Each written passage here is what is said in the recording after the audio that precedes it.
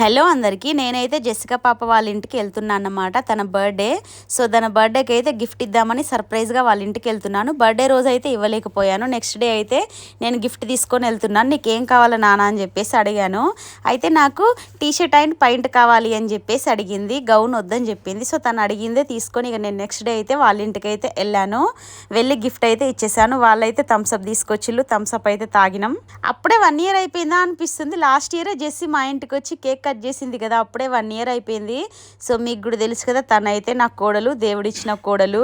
ఇక నేనైతే మా ఖుషిని ఆల్మోస్ట్ మర్చిపోయానండి. మన దగ్గరికి వచ్చే వాళ్ళనే మనం గుర్తు చేసుకోవాలి, లైక్ చేయాలి.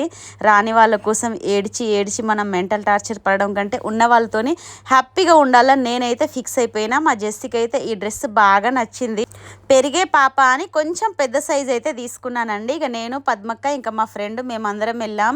ఇక్కడ పిల్లలు మంచిగా బాగా ఆడుకున్నారన్నమాట. ఇక ఇద్దరు కోడళ్ళు అయితే జెసికా, బ్లెస్సికా, వీళ్ళిద్దరు ఒకటేసారి నాకైతే ముద్దు పెడుతున్నారు. మస్తు అంటే మస్తు హ్యాపీగా అనిపించింది అసలు నాకు. కాసేపు ఇక అక్కడ హ్యాపీగా ఆడుకొని మేమైతే ఇంటికి వచ్చేసాము. ఇక జెసికా వాళ్ళ డాడీ వచ్చేసి మాకైతే అన్నయ్య రిటర్న్ గిఫ్ట్ అయితే ఇచ్చిండు. అదేంటిది అనేది నేను నెక్స్ట్ వీడియోలో చూపిస్తాను.